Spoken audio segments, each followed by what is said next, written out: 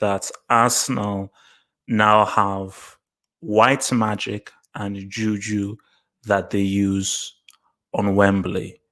Is FIFA or the FA going to do anything about this?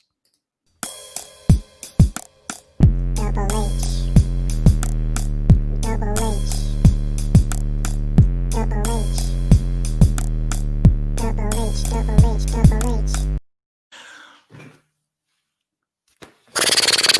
I mean, wow. Because see, whenever you look at stuff that's like, with penalties and stuff, a team that wins it by penalties, you're like, oh, okay, it's penalties. But there was a game before this. And to be realistic, Arsenal deserved to win this game. I think overall they deserve to win this game because for me, they were the better team. Now, obviously, Liverpool improved a lot better in the second half when they realized that, okay, why are we doing cross and inshallah? Let's actually just try and actually play through the middle and actually go back to what we are good at doing. But I just thought that Arsenal's defending was quality. They literally just made one lapse in concentration and that was it. And that was what let in Minamino. But I just thought for the first half, Arsenal controlled the game. And it's so funny because I was watching a Mourinho,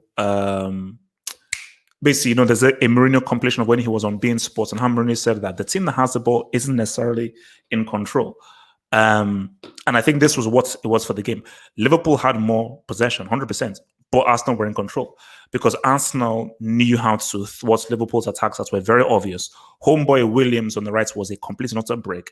So they were just taking everything to Robertson because there was nobody in the middle who could thread balls through. I mean, Klopp figured that out in the second half, but in the first half, Wijnaldum, Fabinho, and Milner just were not providing anything from the middle with regards to connecting with the front three or through balls or playing one-twos through the center of the pitch. So everything was down to the left because Williams just was breaking and he just does not provide what Trent provides.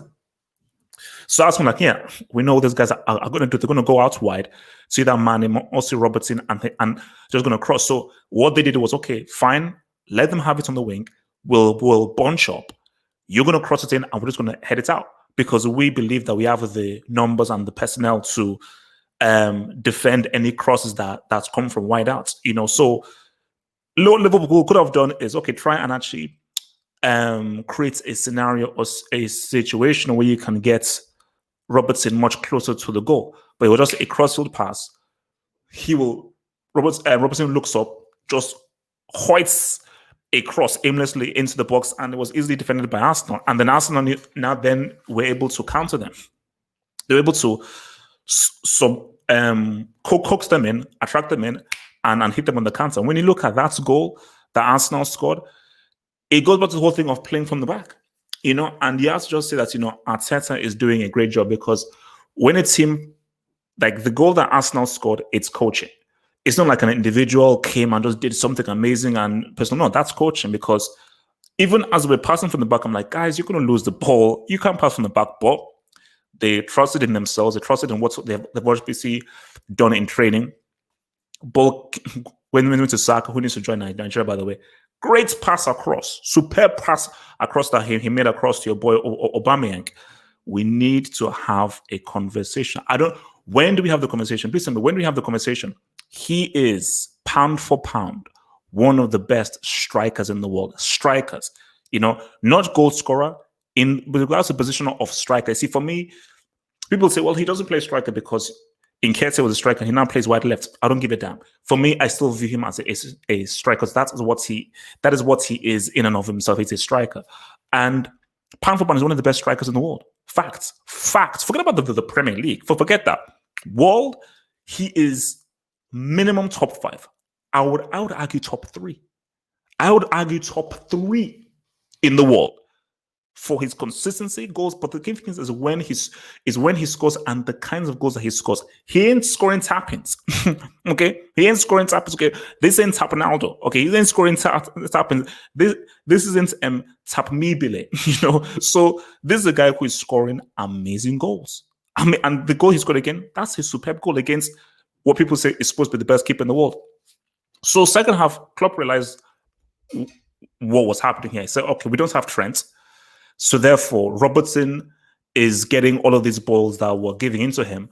Robertson isn't as good a crosser or good at distribution of the ball as Trent is, and it's now becoming obvious. We're getting nothing from the middle. So he brought in recruitments, and as soon as Keita and Minamino came in, boom, things changed. And for me, I was even about to say, okay, Minamino, yeah, this made me look like another failed signing, but this is easily the best game he's had for Liverpool. And 100%, Minamino actually brought Salah into the game and actually brought Firmino into the game because he was actually picking up good spots inside the middle. And every time he had the ball, he was looking to play those passes in the middle, pop off, give and go to try and create a situation in that sense of the pitch. And the goal came from them forcing the issue through the center with quick passes, nice play, found the position, the opening, and put it away to Martinez, who was very good. Leno, I don't think Leno can play again. I think Leno, for me, I think homeboy is done. So Liverpool, obviously, they push and push and push. Arsenal could have had good opportunities, but I think for Arsenal, again, it was becoming very obvious because, so you see, like in the first half, it was everything was to Robertson. For Arsenal, everything was to Aubameyang, and you just saw Arsenal always look to get to Aubameyang, which is why it is so important that Arsenal trying to get a right-sided attacker. So they have somebody, and because again, for me, Pepe just hasn't really been it. So if they're going to get a right-sided attacker, Messi, apparently he's able for so we have the cash. Go get Messi. That will help to alleviate the kind of danger that Aubameyang could attract if Arsenal so heavily lean on giving the ball to him on the left. So then obviously then came over to the penalties and stuff. And for me, even when Brewster was about to take a penalty, I was like, you know what? Should a guy who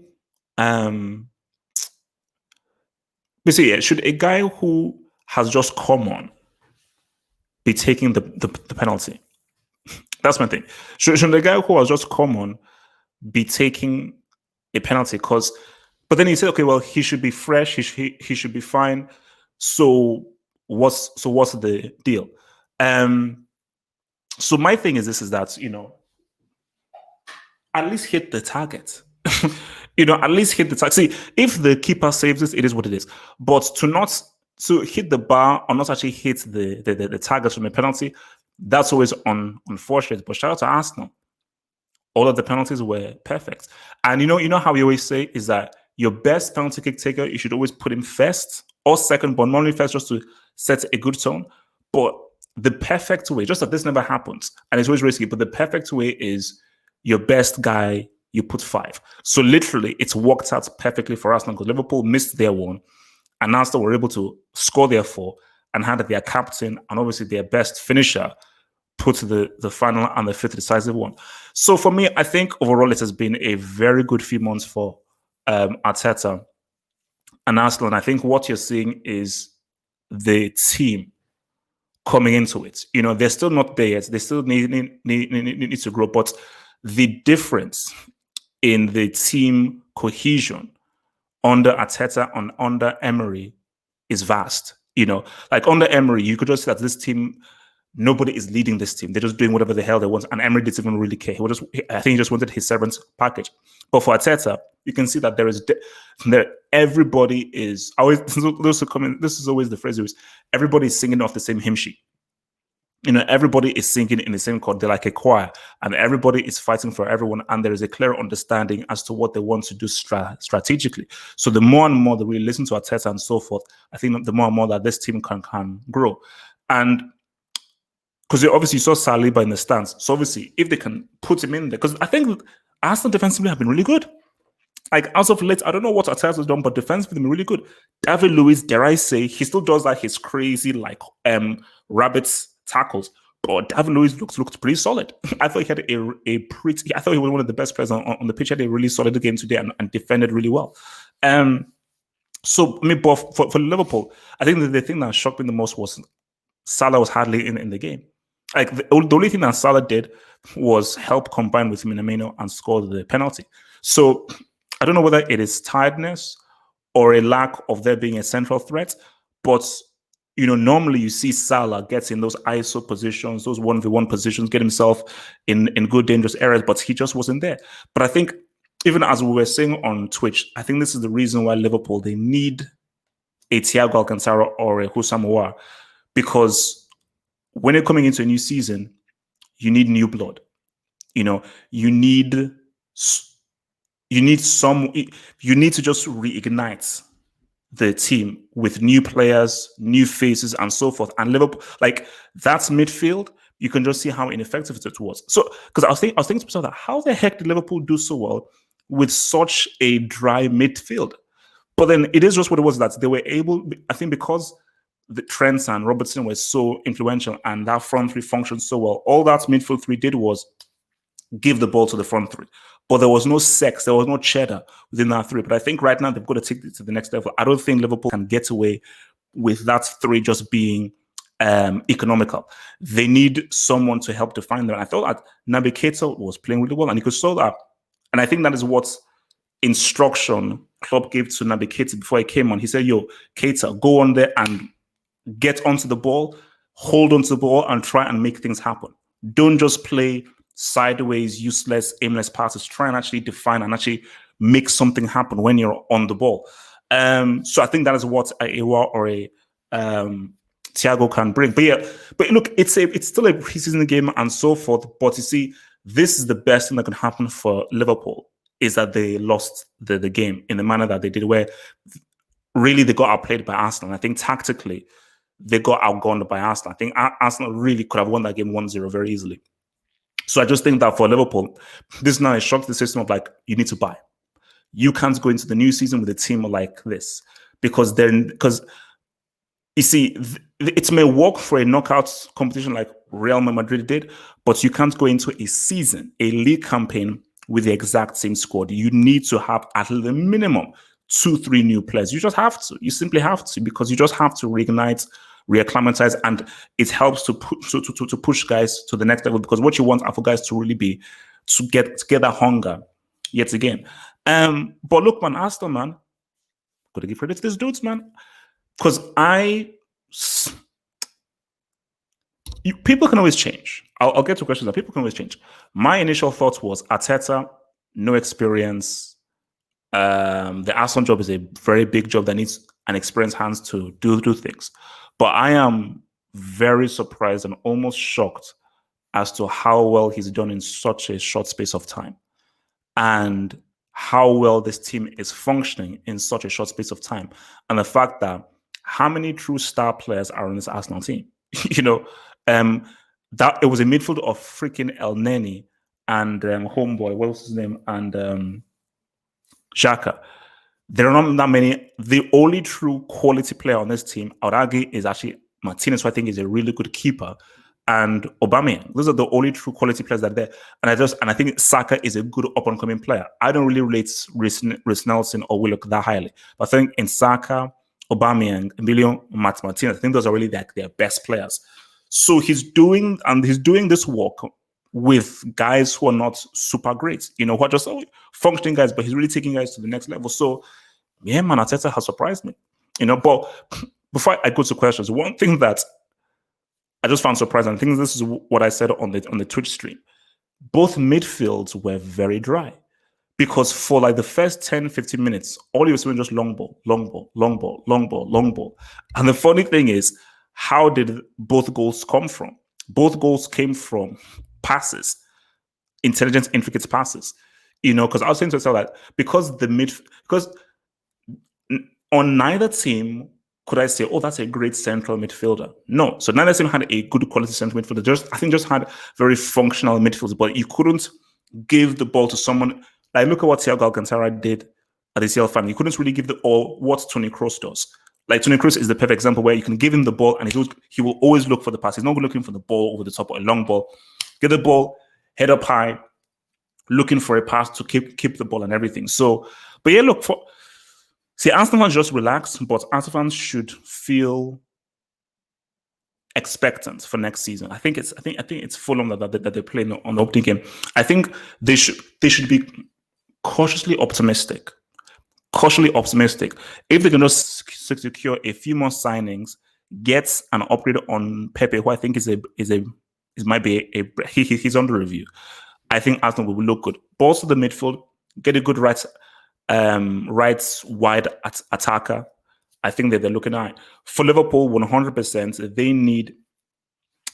I think they need a striker, someone an alternative to Firmino, and they need a midfield because especially if you're saying Ronaldo is not going to go to Barcelona, they need to totally reshape that midfield, and I think they need greater definition in that midfield. And I think maybe they should try and get a midfield controller because it feels stagnant and it feels stale. And Liverpool will be very foolish to assume that hey, it's worked last season. It should work this season. Biggest mistake that they could make. All right, let's just see what guys are rolling with, man. All right. Oh wow, Klopp is an idiot, man. Damn.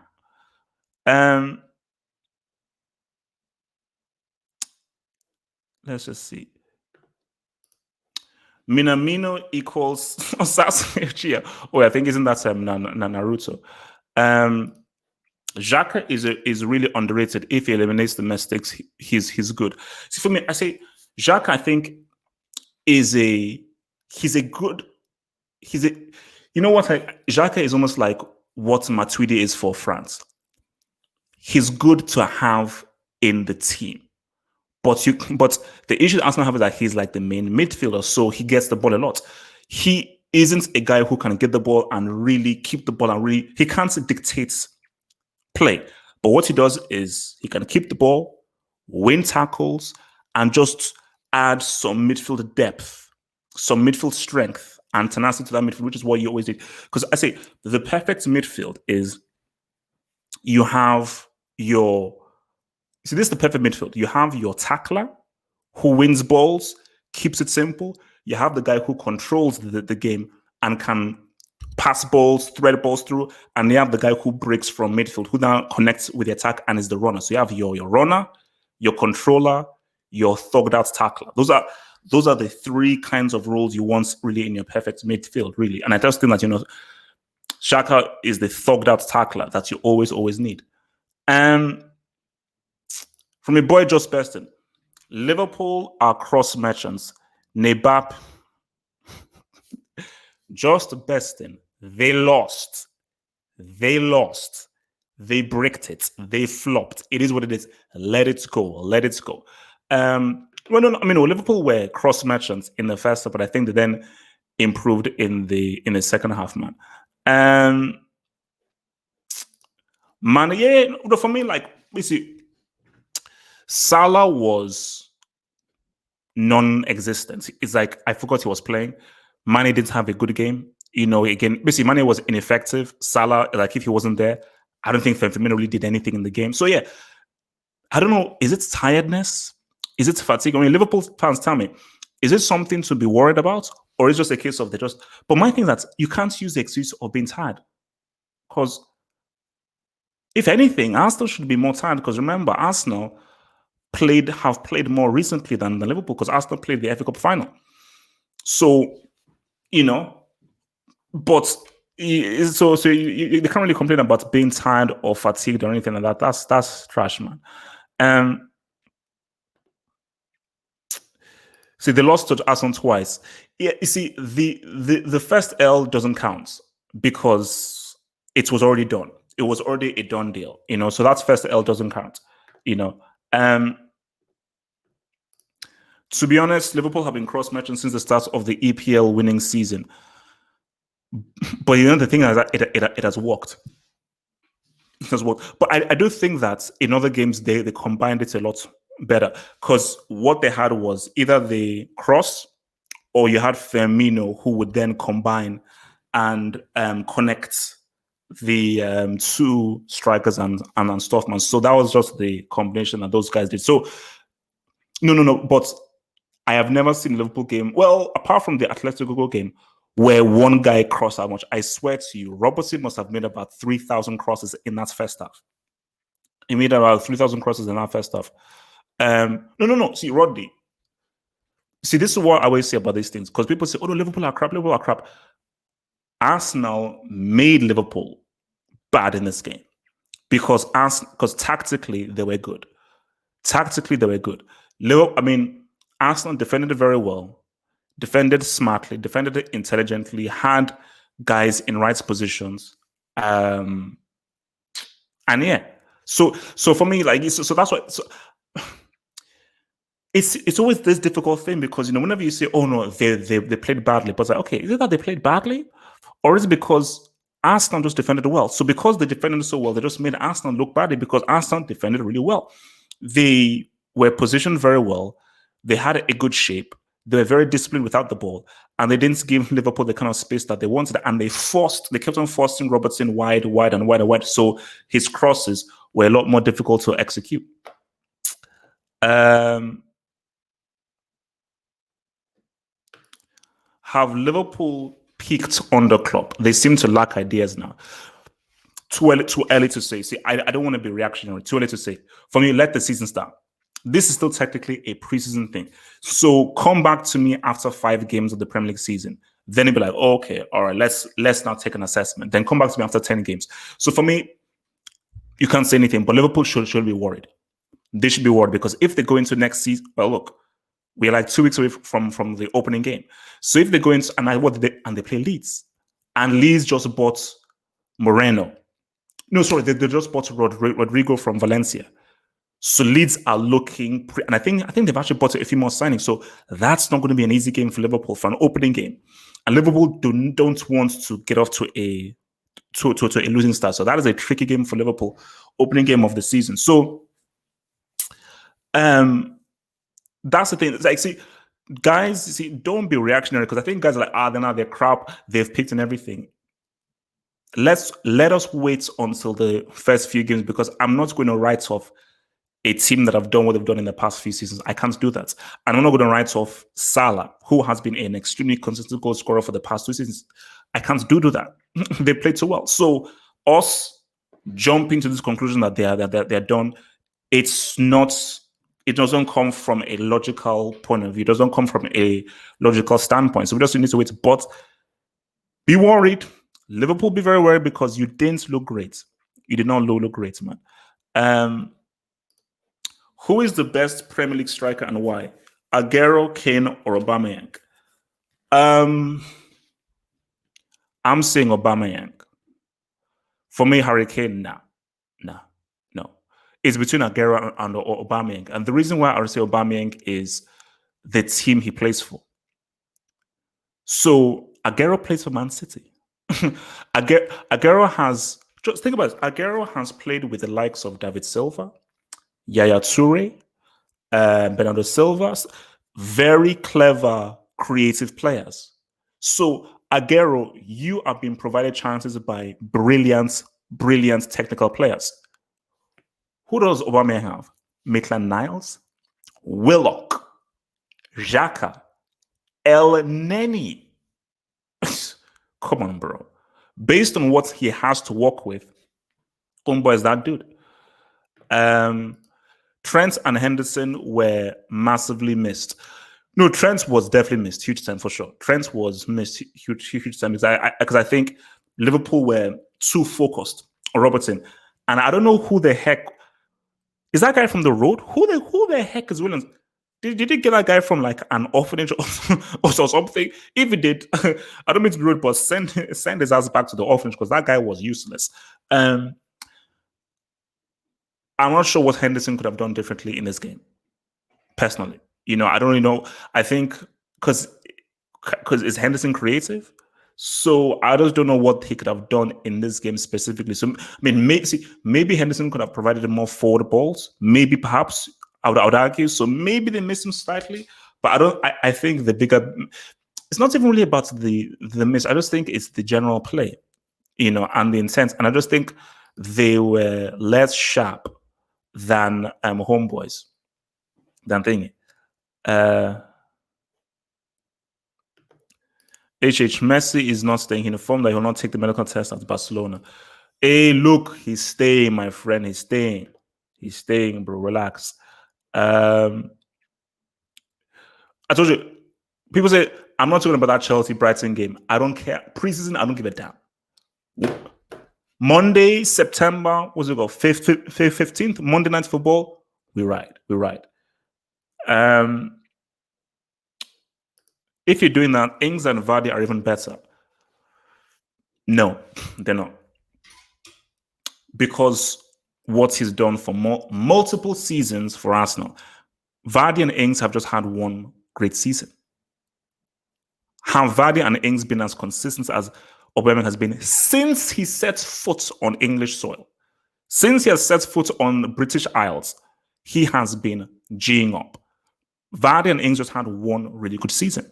Now, if Vardy and Ings were doing this over multiple seasons, then I'm like, nah, you've got to look at Vardy and Ings based on the personnel they have, but they've not been doing it over multiple seasons. It should stop disrespecting Kane, and I'm an Arsenal fan. So you're telling me that Kane is a better striker than Aubameyang and Aguero? No, Kane is third best. 100% he's third best, but he's behind Aguero and Aubameyang. If you're telling me with a straight face Harry Kane is a better striker in the Premier League than Aguero and Aubameyang, you're on cocaine. You're on, that's the you're on coke. So what signings do Arsenal need to make to challenge for top four? I think I mentioned this before. They need a really good central midfielder, someone in the mold of like a Fabregas or even like a Vieira, but specifically like a Fabregas.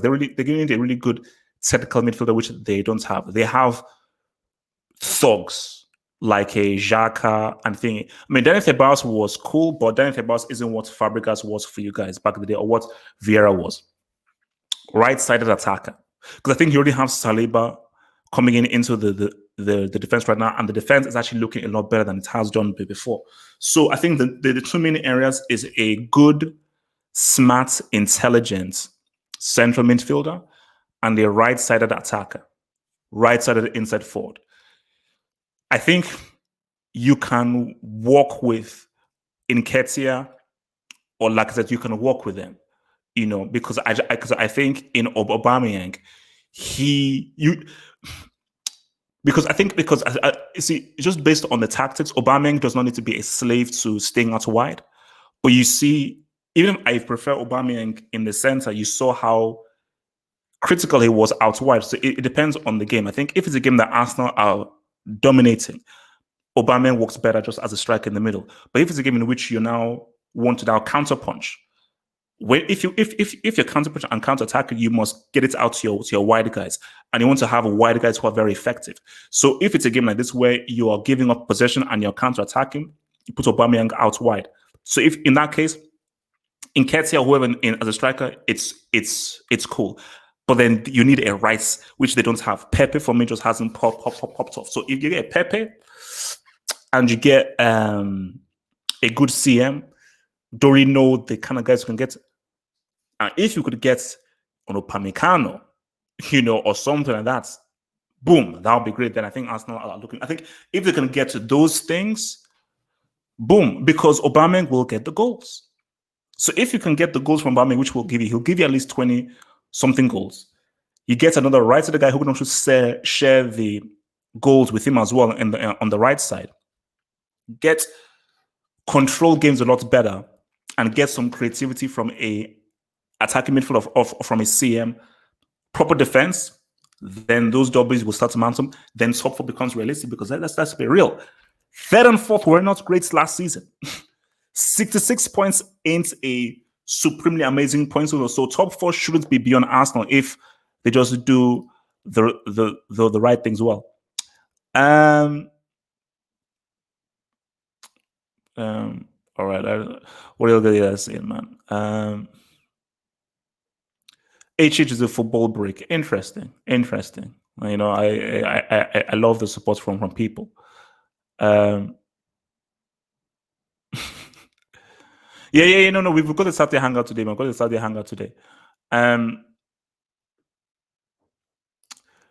Kane's not okay. Kane is not the third best in the Premier League. So tell me, if he's not the third best, you're telling me with a straight face that Harry Kane is better than either Aguero or Aubameyang. If you're telling me that, you are on cocaine.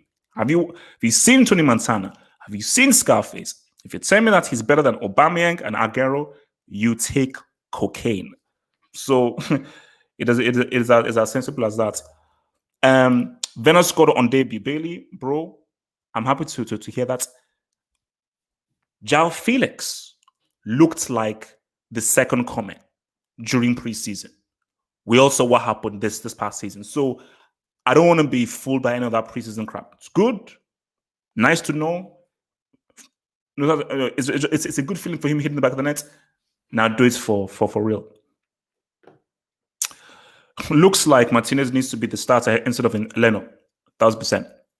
1,000%. You see, this is what I was saying. A great keeper isn't just about reflexes. It's not about that. Kepa has good reflexes, which is something doesn't know. He has good reflexes, but he's unsafe. The key thing for a keeper isn't about making these cool Hollywood saves. It's about making the saves look easy. It's about breeding a sense of confidence to the team.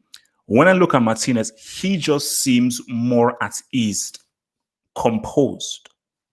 Keyword. He seems more composed and in control than Leno. Leno will make super kind of fantastic saves, but it always seems a bit jittery, and specifically as well, especially whenever you have crosses coming into the box, Leno can look shaky in terms of coming out and getting the ball. Martinez was just, he commands his area much better than Leno does. So for me, he has to be this.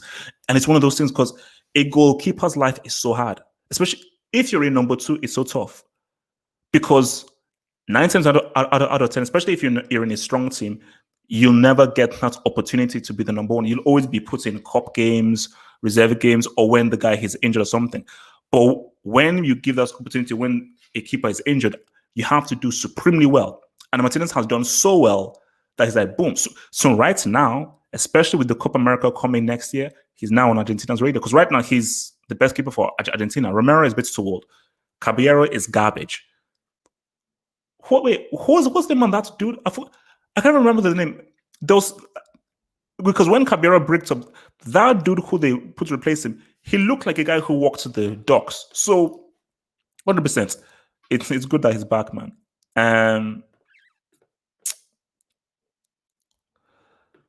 Is that okay? What else you guys say, man? Leno. It's best possible Arsenal front 3.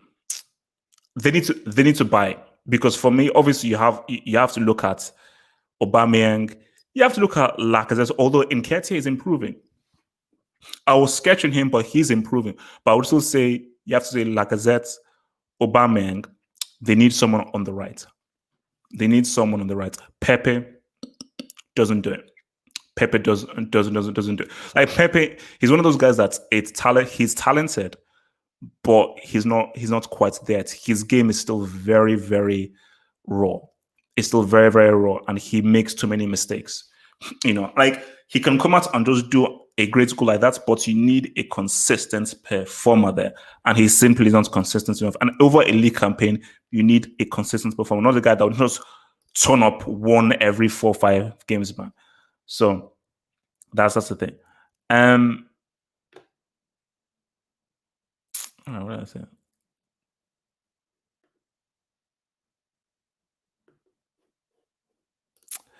If I think if a keeper is to go, it's got to be Martinez. You go with the guy with the larger sound. What? What are you on about? Oh, thank you, Armani. Bro, that dude. First of all, you see, Armani was known for great suits, great wear, and everything. This guy pretty much sold the good name of that thing, Armani, by becoming a complete brick. How do you call yourself Armani and you disgrace that name like that with those useless performances, man? Absolute, utter disgrace. Why would Martinez go? Why? Isn't this his opportunity to create a sample? So therefore, Martinez can't win. Is it, oh man, I just don't have enough experience. It's like that's pretty much how they screw me over in my job. Because they say in my job, well, sorry, man, we can't really give you these roles because you don't have enough experience. I'm like, that means I can never win. So even if I prove myself to be amazing, they'll always say, well, these guys have 5-10 years experience over you. So I'm like, so that means I can never win. So if you're saying, oh, because Leno is more experienced and has played more games than Martinez. No, F that. Martinez, for me, using the eye test, is a better keeper than Leno. From how I've viewed it, he is a better keeper. I'm still waiting for a Martinez mistake. I've seen a few Leno mistakes. Seen some good mistakes. From what I've seen from Martinez, he still has not yet made a mistake, a glaring goalkeeping mistake. So there is no reason to let Martinez go. That would be a stupid thing for them to do. I think Leno, bro, it is what it is. You just have to see. If I'm Leno and I find Mope on the street, I'm getting it in a fight, man. I'm getting in a fight. Erhan, I love my bosses, my relaxed man. Don't get me sacked. I love my bosses. They're lovely. They are absolutely lovely. I love them. I love them so much. Should Liverpool switch their formation to 4-2-3-1? It's not about a formation switch. It's not about a formation switch. And also, the thing about that is that, okay, you go 4-2-3-1. That striker, how would he then operate? Because 4-3-3 works based on how they rotate and they form the three. Sometimes they do the 4-2-3-1 where the Salah plays as the striker. It's not a formation thing. It's a personnel thing. They just need particular personnel just to expand their pattern of play, because the pattern of play just is very obvious. And the thing is, if you win one way a certain season, you can't play that same way the next season.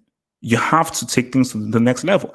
Like City, they tweaked things and they changed things a little bit in their upcoming following season. And also, they added Mahrez. Every single season, Pep is looking to get a new player every single season, because you have to always improve. Best in man, I will read this your super chat. Say, man, Lord, hey, this man, you don't kill me. So just Beston says Vinicius will.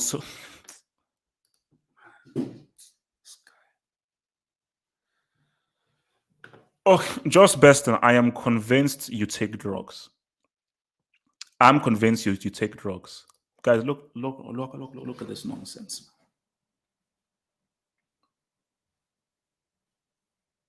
Look at this. See, this is the moment of a guy that sniffs. It's a comment of a guy that sniffs. Look, let's talk Arsenal and Liverpool. Don't bring me into this nonsense. It's like, I don't mean to be rude or disrespectful. Some of your opinions are garbage. Some of your football opinions are complete and utter garbage. What brain cell did you use? I don't think you used a brain cell. What brain cell did you use to say Vinicius will surpass Dino in 5 years' time? So if you're trolling, okay, cool. If you're trolling, it's cool. If you're being serious, you're a psychopath. You're a psycho.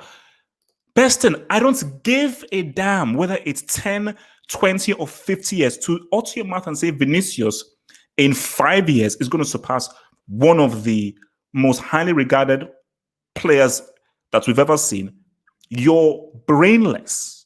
I'm sorry, Josh Beston. I don't mean to be rude, but I take football seriously. Whenever people come out with stupid football statements, I've got to call it as it is, man. So, all right, what guys? So guys, the hangers is going to drop. The hangers will drop. I just set up the whole thing. The hangers going to drop. It's going to drop. Chill. All right. Well, what else was he saying? Yeah. I think he might be on that content crack. The first 45 minutes was shocking. Klopp lost Community Shield twice in a row. Alisson is not good at penalties. Yeah, I mean, has Alisson ever saved a penalty? Well, look, neither keeper saved a penalty. So, first 45 minutes for Liverpool, worrying. It was worrying. They were very flat. And my thing is, are you saying that, was it really just missing Henderson and Trent? Was that it really? Are you saying, if Trent was playing, he would have delivered better crosses? Liverpool just seemed very flat. They seemed just very flat, and there was just a lack of sharpness. Because when you see Liverpool play, there's just a bit more of an incision. But the thing that shocked me the most was how oblivious Salah was. Like, Salah just was not there. He completely was not there at all. Did Salah have a shot on goal? That's like, just Correct me if I'm wrong, throughout the entire game, did Salah actually even have a shot on goal? I don't think he even had a shot on goal. So I think even Samuel even said it, best thing that could happen to Liverpool. Because if Liverpool had, let's say, won the game, played this and have won the game, then we're like, oh, cool, well, fine. The fact that they played badly, they ended up losing the game. Now Klopp is under pressure to be like, okay, you need to secure some signings. I think the window closes in October, I think. So they need some signings for sure. For sure. For sure, they need some signings, man. So don't worry, guys. No, we will discuss Messi on the hangout tonight. We will have a serious Messi discussion on the hangout tonight, man. So guys, look, man. Let me round off. Let me just rest my things so that we can get into the good hangout discussions tonight. But guys, look, Arteta, I'm liking your management. Arteta is doing great. Aubameyang, for me, is proving why he's one of the best strikers in the world. David Luiz, oh my gosh, he actually remember how to defend. Arsenal are looking like on the good track. A few signings by Arsenal, they have to realistically look at top four. Top four is not beyond reach. It is not beyond reach. Make a few good signings, get a good right-sided attacker. I think Arsenal are looking interesting. For Liverpool, do not rest on your laurels. It was a superb season. It was an amazing season. It should have been a record-breaking season. All because you had a record-breaking season doesn't mean you're going to be amazing the next season. Man City, how many points did they get? 98 points. Then how many points did they get the next season? 80-something points. A drop-off can happen, and it can happen very dramatically. Guys, it's been swell. It's been good. It's been real. I will see you guys later tonight on the Hangouts. Remember to like the vid, drop a like if you're new, subscribe. This is the home of football analysis, content crack and football analysis. Drop it, so subscribe, be part of the football hot, and also mostly as well. Stay black, peace out, stay true, and I'll see you guys later on. Keep up to date with all football goodness. Chelsea, Lampard, the magnifying glass is on you. Become a Patreon member. Get access to my blog. Get access to exclusive videos, and also get access to the podcast, the Saturday and the Sunday hangouts. Head over to patreon.com/halfwop to gain all these goodies while also supporting your boy HH.